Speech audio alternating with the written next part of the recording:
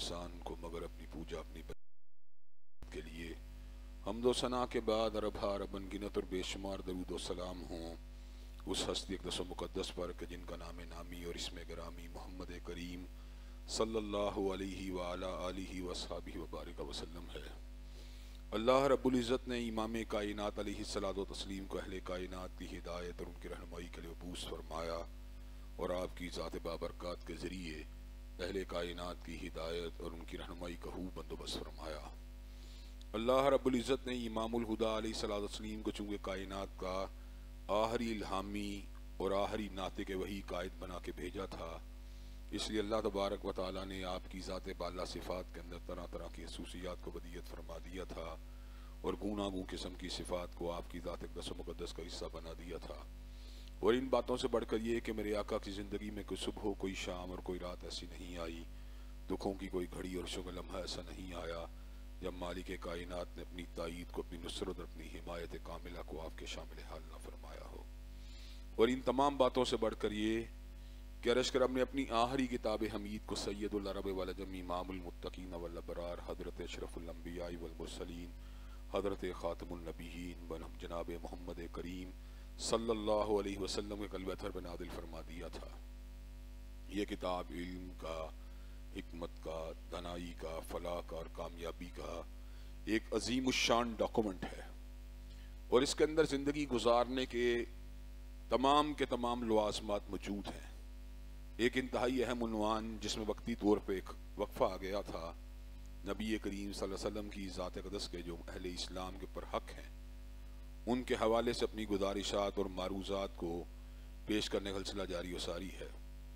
حضرات گرامی قدر، نبی کریم صلی اللہ علیہ وسلم کی عظمت کا اعتراف، آپ کی اتباع کا ذکر، آپ کی محبت کا بیان، ان تمام حوالوں سے اپنی چند گزارشات کو آپ حضرات کے سامنے رکھ چکا ہوں۔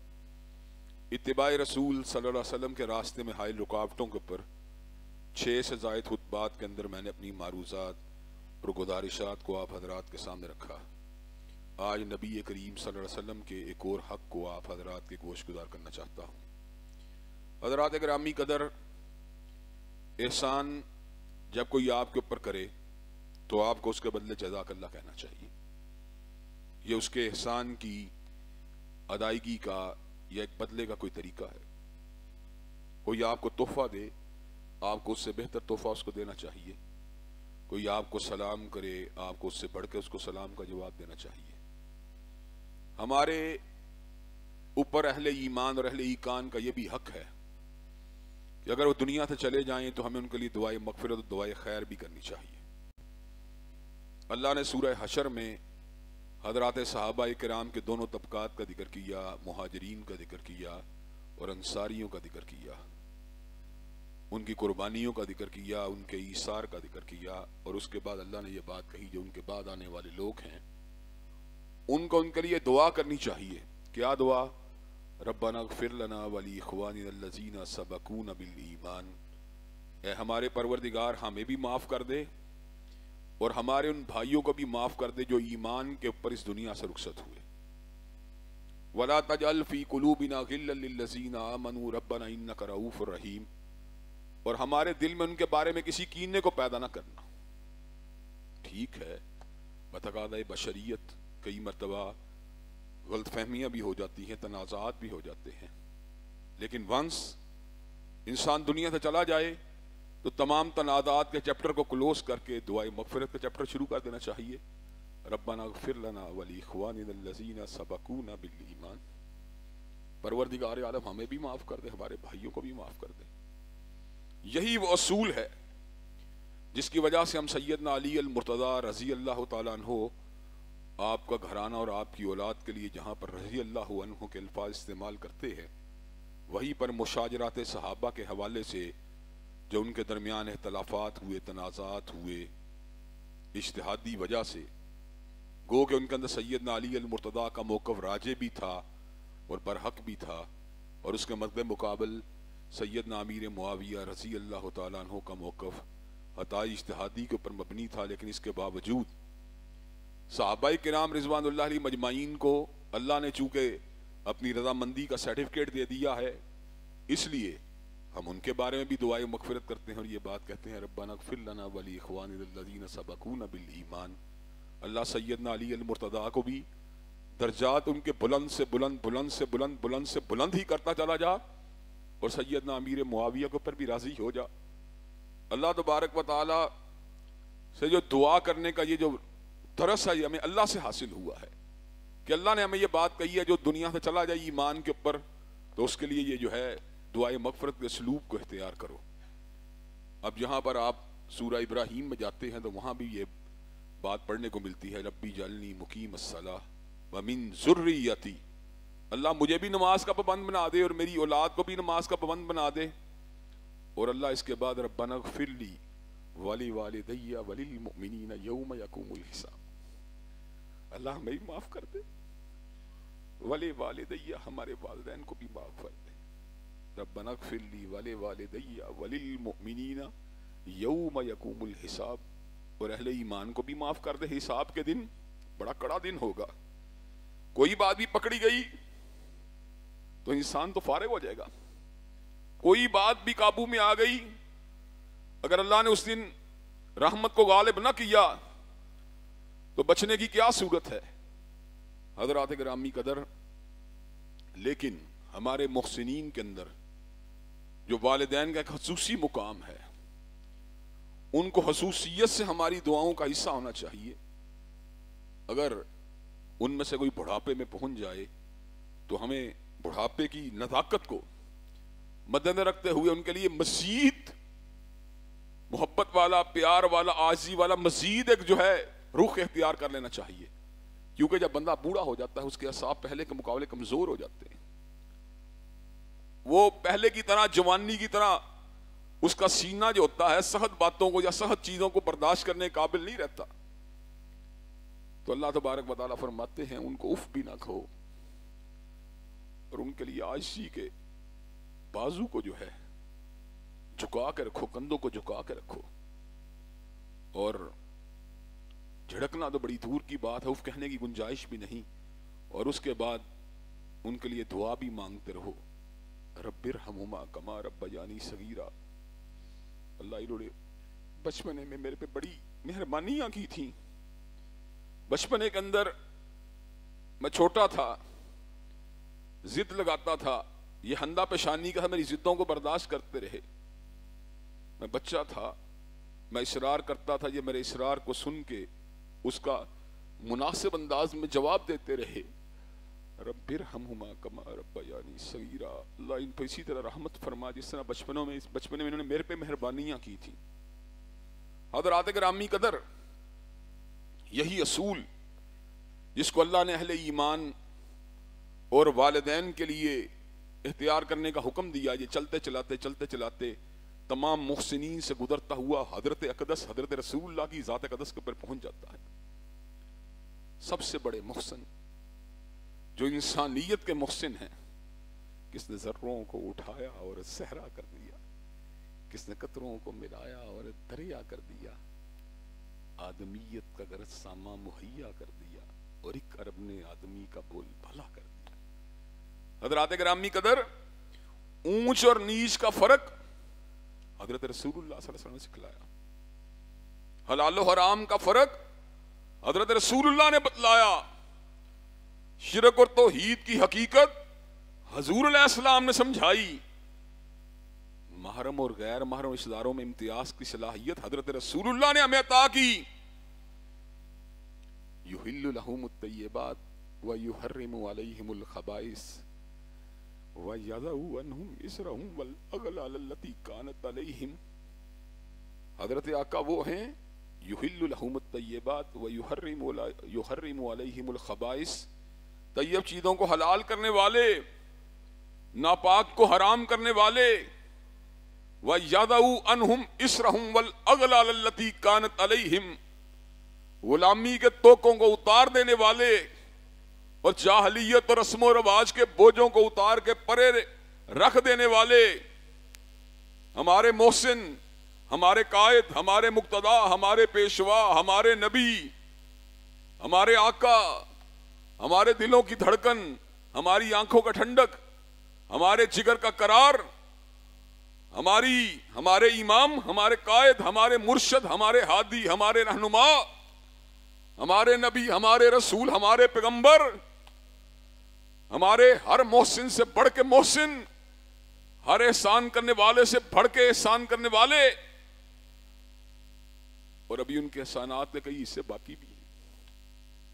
حضرت شفیع المذنبین کی شفاعت اگر باقی ہے، ابھی باقی ہے، ساقی کوثر کا پیمانہ اور ساقی پیمانہ ابھی باقی ہے۔ توحید کی میں کا لطف اٹھا ایمان کے جام و مینا سے، جب ساقی کوثر ہو کیا حرج ہے میں کے پینے۔ حضرات گرامی قدر، ابھی حضرت رسول اللہ کی شفاعت باقی ہے، ابھی جام کوثر باقی ہے، حضرت رسول اللہ کے بہت سے احسانات ابھی باقی ہیں۔ ہم کہ ان پہ فدا ہو ہمارے باپ، ہماری مائیں، ہماری بیویاں، ہماری بچے، ہمارے اولادیں، ہمارے گھر بار، ہمارے اموال، ہماری جانیں ان پہ نچھاور، ان پہ نثار۔ حضرات گرامی قدر، کتنے خوش نصیب لوگ تھے جنہوں نے حقیقت کی آنکھ میں حضرت رسول اللہ کے چہرہ پر نور کی زیارت کی تھی۔ ہم ان سعادت مند لوگوں میں شامل نہ ہو سکے اور ان ارواح طیبہ میں ہماری ارواح شامل نہ ہو سکی، لیکن حضرات گرامی قدر، عقیدت، محبت، پیار کے پھولوں کو نچھاور کرنا اور حضرت رسول اللہ کے لیے ان کے شایان شان دعا کرنا، یہ بات تو ہمارے لیے ممکن ہے۔ دعاؤں میں سے کئی دعائیں مانگتے ہیں، آتی محمد الوسیلہ، اللہ حضرت رسول اللہ صلی اللہ علیہ وسلم کو وسیلہ کا مقام عطا فرما دے، اللہ ان کا مقام محمود عطا فرما دے، اور اس کے ساتھ ساتھ وہ دعائیں جن کو بتقرار کرنے کا حکم دیا گیا ہے، ان میں سے ایک دعا حضرت رسول اللہ کی ذات اقدس کے پر درود بھیجنا ہے۔ ان اللہ و ملائکتہ یصلون علی النبی یا ایھا الذین آمنوا صلوا علیہ وسلموا تسلیما، بے شک اللہ اور اس کے ملائکہ حضرت رسول اقدس کی ذات اقدس کے پر درود بھیجتے ہیں، اے ایمان والو تم بھی ان کے پر درود و سلام کو بھیجا کرو۔ حضرات گرامی قدر، یہ ایک حق ہے جو ایک محسن کا، ہمارے قائد کا، ہمارے رہنما کا، ہمارے نبی اور پیغمبر کا اپنے امتیوں کے اوپر ہے۔ حضرات گرامی قدر، حضرت رسول اقدس کی ذات اقدس کے اوپر درود بھیجنا، صلی اللہ علیہ وسلم، صلی اللہ علیہ وعلی آلہ واصحابہ وبارک وسلم، اس کے ساتھ ساتھ ہمیں جو باتیں بتلائی گئی ان کے اندر یہ بات بھی شامل ہے، یہ درود ابراہیمی بھی شامل ہے جو کہ نماز کا جز ہے، جو کہ نماز کا حصہ ہے۔ اللہم صلی علی محمد وعلی آل محمد کما صلیت علی ابراہیم وعلی آل ابراہیم انک حمید مجید۔ اللہم بارک علی محمد وعلی آل محمد کما بارکت علی ابراہیم وعلی آل ابراہیم انک حمید مجید۔ آل کے اوپر بھی، حضرت رسول اقدس کی ذات کے اوپر بھی اور آپ کی آل کے اوپر بھی اللہ اپنی رحمتوں کا نزول فرما، جس طرح تو نے ابراہیم علیہ السلام اور ان کی آل کے اوپر رحمتوں کا نزول فرمایا، اور آپ کی ذات کے اوپر بھی اور آپ کی آل کے اوپر بھی برکت فرما، جس طرح آپ نے ابراہیم علیہ السلام اور آل ابراہیم کے اوپر برکت فرمائی۔ بے شک اللہ تبارک و تعالی آپ لائی کے تعریف بھی ہیں اور بہت بڑی بزرگی والے بھی ہیں۔ حضرات گرامی قدر، آل کا ترجمہ گو کہ بعض علماء نے حضرت رسول اللہ کی امت کے حوالے سے بھی کیا ہے، لیکن حقیقی بات یہ ہے آل سے مراد آپ کے اہل البیت، آپ کی بیویاں اور آپ کی اولاد ہے، اس لیے کہ آپ نے ایک اور موقع پر اس درود کی تعلیم بھی اپنی امت کو دی، اللہم صلی علی محمد و ازواجہ و ذریاتہ کما صلیت علی ابراہیم وعلی آل ابراہیم انک حمید مجید اللہم بارک علی محمد وعلی ازواجہ وذریاتہ کما بارکت علی ابراہیم وعلی آل ابراہیم انک حمید مجید۔ اللہ کی رحمتیں ہوں حضرت رسول اللہ کی ازواج مطہرات کے اوپر بھی اور آپ کی ذریت کے اوپر بھی، جس طرح اللہ نے ابراہیم علیہ السلام اور آل ابراہیم کے اوپر رحمتوں کا نزول فرما دیا، اور اللہ کی برکتیں ہوں حضرت رسول اللہ کی ذات اقدس کے اوپر بھی اور آپ کی ازواج مطہرات کے اوپر بھی اور آپ کی اولاد کے اوپر بھی، جس طرح اللہ نے سیدنا ابراہیم اور آپ کی آل کے اوپر برکتوں کا نزول فرما دیا۔ انکا حمید مجید، بے شک اللہ تبارک و تعالی لائق تعریف بھی ہے اور انتہائی بزرگی والا بھی ہے۔ حضرات گرامی قدر، یہ ایک طریقہ ہے جو شرفاء کے اندر، سلیم الطبع لوگوں کے اندر پایا جاتا ہے۔ وہ کسی گھر سے ان کو کوئی خیر کی بات ملے تو دعا دیتے ہوئے کہتے ہیں آپ کے اوپر بھی رحمت ہو اور آپ کے گھر والوں کے اوپر بھی رحمت۔ یہ شرفاء کا ایک طریقہ ہے۔ اللہ تبارک و تعالی آپ کے اوپر بھی برکتیں کرے، آپ کے گھر والوں کے اوپر بھی۔ حضرات گرامی قدر، حضرت رسول اقدس کی ذات اقدس کا ہمارے اوپر یہ حق ہے کہ ہم بھی آپ کے اوپر، آپ کی بیویوں اور آپ کی اولاد کے بارے میں کجی مبتلا ہونے ہوئے بغیر ان کے لیے دعائے رحمت بھی کریں اور دعائے برکت بھی کریں، ان کے اوپر درود کو بھیجنے کی بات کریں۔ حضرات گرامی قدر، ایک مکتب ہے جو اپنے آپ کو اہل البیت کا مکتب کہتا ہے، لیکن ازواج مطہرات کو اس سے باہر نکالتا ہے۔ اہل سنت اللہ کے فضل و کرم سے حقیقی صحابہ سے پہلے اور صحابہ سے بڑھ کر نبی مہرباں کی ذات اور آپ کے اہل البیت کا احترام اور اکرام کرنے والے ہیں۔ وہ آپ کے گھرانے سے آپ کی ازواج مطہرات کو باہر نکالنے کا تصور بھی نہیں کر سکتے۔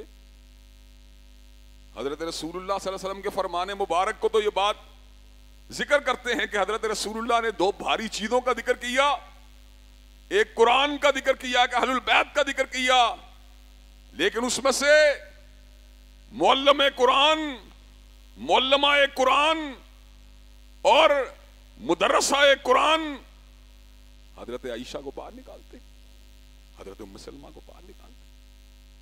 کوئی شک نہیں کہ سیدنا علی المرتضیٰ نے دین کے بارے میں لوگوں کی رہنمائی کی ہے، سیدنا حسن و حسین نے دین کے بارے میں لوگوں کی رہنمائی کی ہے، لیکن انصاف کی بات یہ ہے کہ ماں عائشہ نے کیا دین کے بارے میں لوگوں کی رہنمائی نہیں کی؟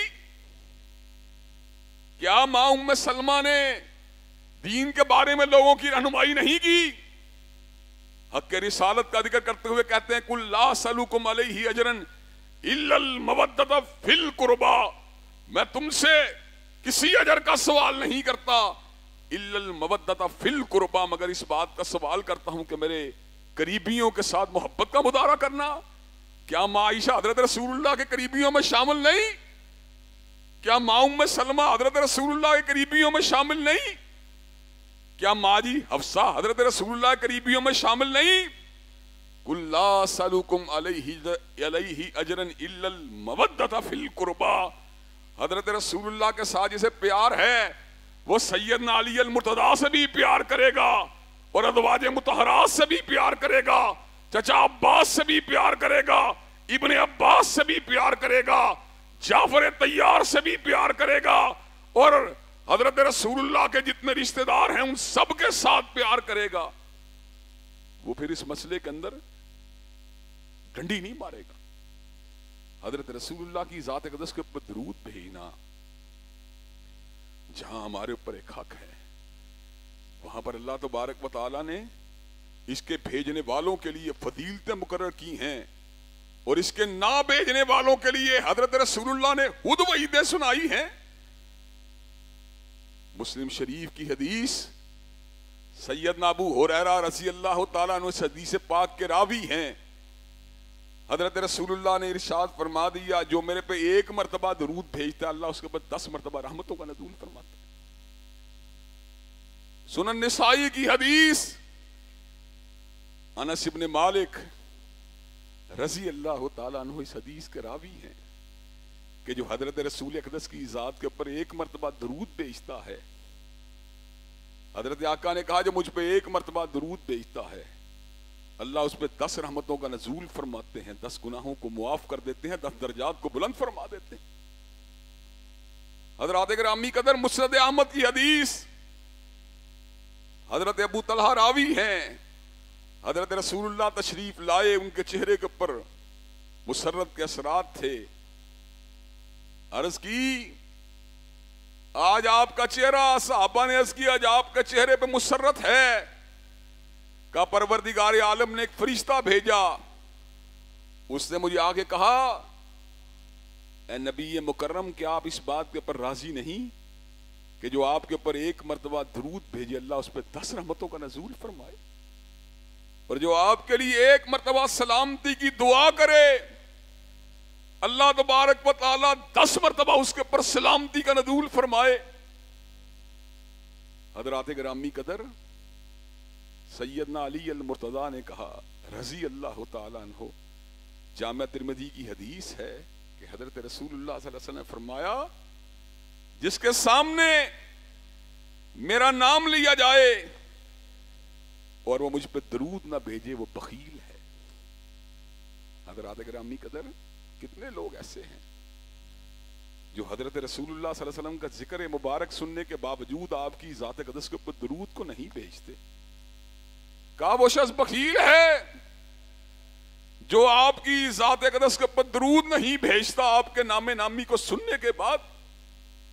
اور جامع ترمذی ہی کے اندر سیدنا ابو ہریرہ رضی اللہ تعالیٰ عنہ اس حدیث پاک کے راوی ہیں کہ حضرت رسول اللہ صلی اللہ علیہ وسلم نے فرمایا اس شخص کی ناک ہاک آلود ہو جس کے سامنے میرا ذکر آیا اور اس نے مجھ پہ درود کو نہیں بھیجا، اور اس شخص کی ناک ہاک آلود ہو جس کی زندگی میں رمضان کا مہینہ آیا اور اس کی مغفرت کے بغیر ہی گزر گیا، اور اس شخص کی ناک ہاک آلود ہو کہ جس کے نصیبے کے اندر بوڑھے والدین آئے اور اس نے ان کی خدمت کر کے اپنے لیے جنت کو حاصل نہیں کر لیا.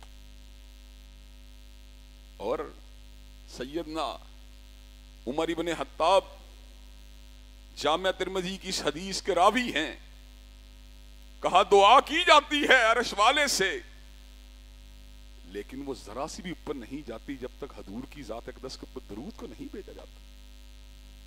حضرات گرامی قدر اور جامعہ ترمذی کے اندر حضرت فضالہ بن عبید رضی اللہ تعالیٰ عنہ اس حدیث کے راوی ہیں، کا ایک شخص آیا صحن مسجد میں بیٹھا، نماز پڑھنے کے بعد بیٹھا اور کہنے لگا اللہ میری مغفرت کر دے، مجھ پہ رحمت کر دے. حضرت رسول اقدس نے کہا تو نے جلدی کی ہے، جب تم نماز کو ادا کر لو تو اللہ تبارک و تعالیٰ کی شایان شان اس کی حمد کو بیان کیا کرو اور پھر میری ذات کے اوپر درود کو بھیجا کرو، پھر دعا کو کیا کرو. ایک اور آدمی آیا، کیا کیا؟ نماز کو ادا کرنے کے بعد اللہ کی حمد کی، حضرت رسول اللہ کی ذات اقدس کے اوپر درود کو بھیجا. حضرت رسول اللہ نے کہا دعا کر، جو دعا کرے گا اللہ قبول فرمائے گا. حضرات گرامی قدر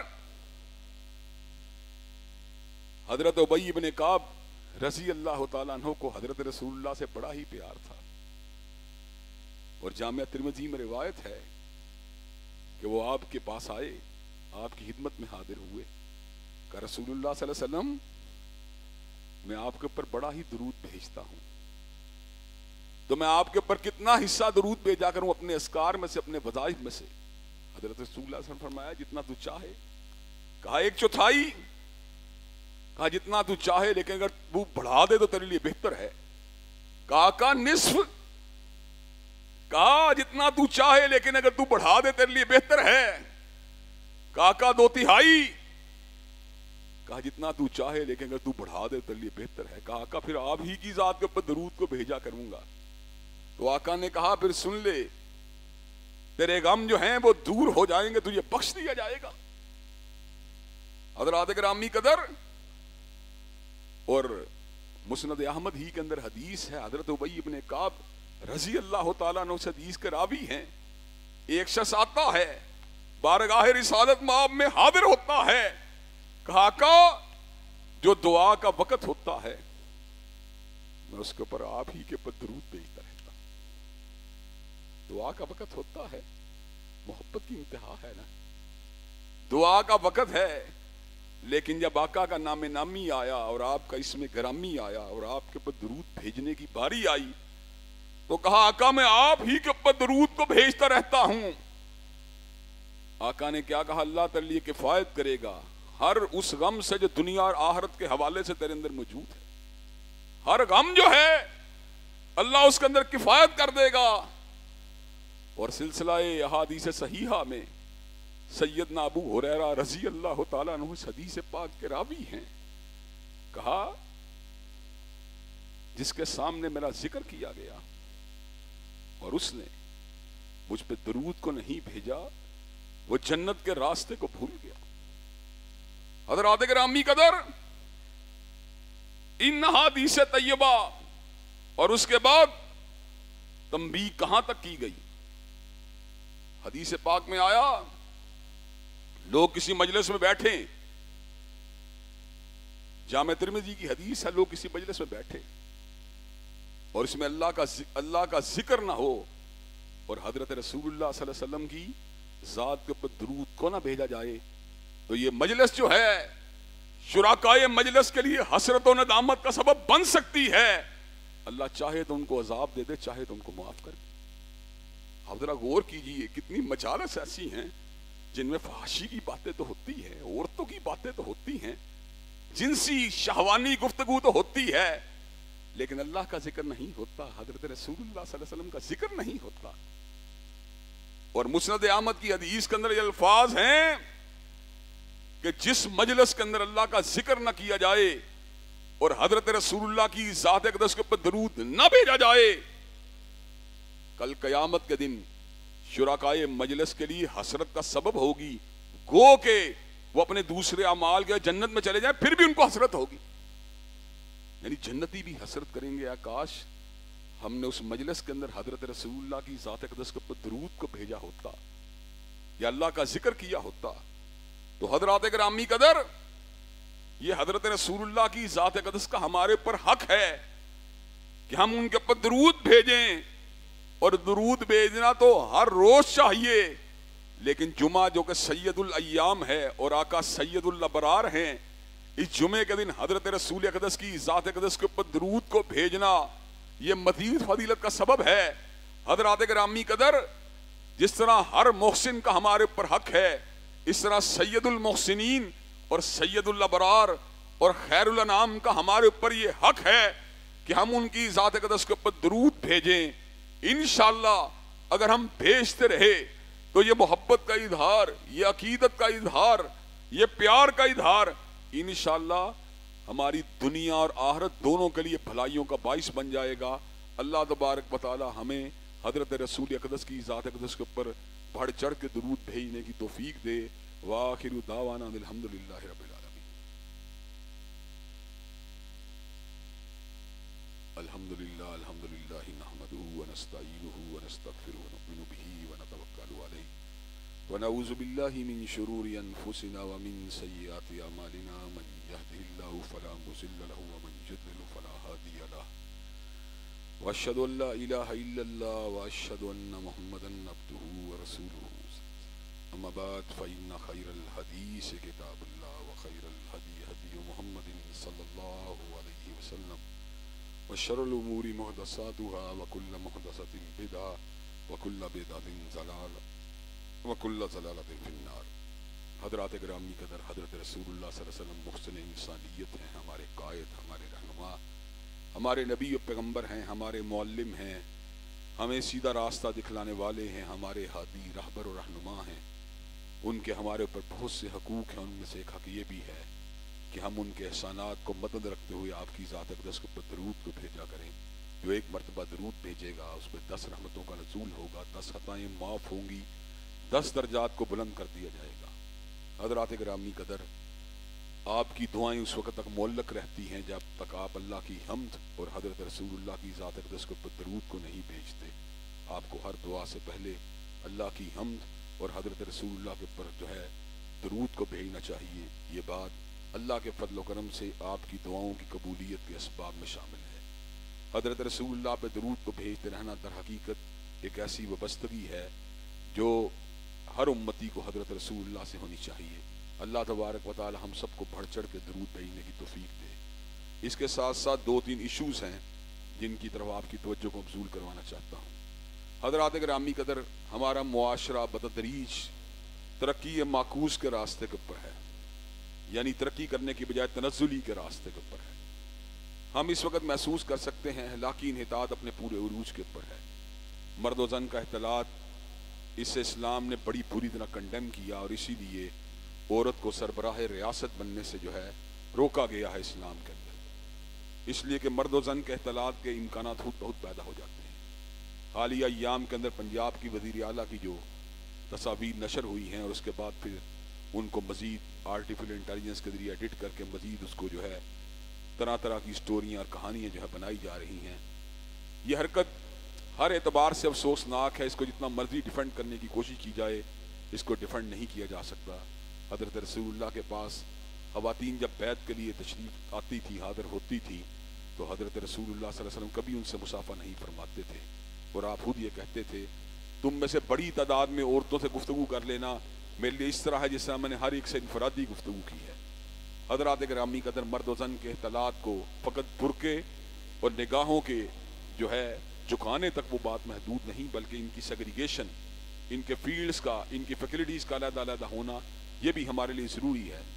اور اس حوالے سے اس بات کے اوپر جو ہے سختی سے عمل کرنا چاہیے کہ معاشرے کے اندر سیاسیات کی بھاگ دوڑ یا معاشی اداروں کی بھاگ دوڑ جو ہے جہاں پہ خواتین اور مرد و زن کا اختلاط ہو وہ خواتین کے حوالے نہ کی جائے. ہاں، خواتین کے ادارے ہیں، ان کے اندر کام کرنے والی بھی خواتین ہیں تو ان کی سربراہ یا ان کی ہیڈ عورت ہو سکتی ہے. خواتین کے اسکول میں ٹیچر ہو جانا کوئی بری بات نہیں، لیڈی ڈاکٹر بن جانا بڑی اچھی بات ہے. ایک سائیکالوجسٹ جو خواتین کی نفسیاتی بیماریوں کا علاج کرتی ہے، ان کی کاؤنسلنگ کرتی ہے، بہت اچھی بات ہے. کوئی بھی ایسا فیلڈ جس میں خواتین ہے اور ان کی انٹریکشن خواتین کے ساتھ ہے، اس کے اندر اگر عورت اپنی ذمہ داریوں کو نبھاتی ہے یا دیتی ہے تو اللہ تبارک و تعالیٰ کے فضل و کرم سے اس میں خیر والی بات ہے. لیکن کوئی بھی ایسا ڈپارٹمنٹ یا فیکلٹی جہاں مرد موجود ہیں ان میں عورتوں کی مکسنگ مردوں کے ساتھ اس کے اسلام میں کوئی گنجائش موجود نہیں. اس لیے ہمیں کبھی بھی سیاسی وابستگی کی وجہ سے یا سیاسی تعصب کی وجہ سے ان باتوں کو ڈیفینڈ نہیں کرنا چاہیے، بلکہ بھرپور انداز سے ان کی مذمت کرنی چاہیے. دوسری بات یہ ہے، مساجد اللہ تبارک و تعالیٰ کے گھر ہیں اور ان کی حرمت اور ان کے تقدس کا خیال کرنا ہمارے لیے انتہائی ضروری ہے. لیکن کئی مرتبہ دیکھنے بات آئی ہے سیاسی اثر و رسوخ والے لوگ بغیر وجہ سے مساجد کو دبانے کی کوشش کرتے ہیں، ان کے اوپر بھی اپنا جو ہے چودراہٹ کو ڈالنے کی کوشش کرتے ہیں.